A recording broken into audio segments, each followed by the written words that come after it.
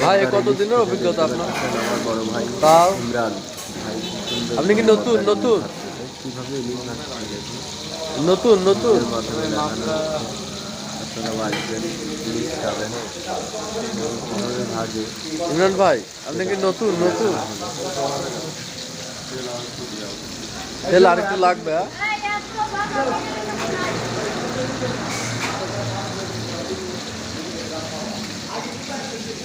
ইলিশ মাছ কিভাবে ভাজতে হয় আমাদের ইমরান ভাইয়ের কাছ থেকে দেখে নেন এবং শিখে নেন।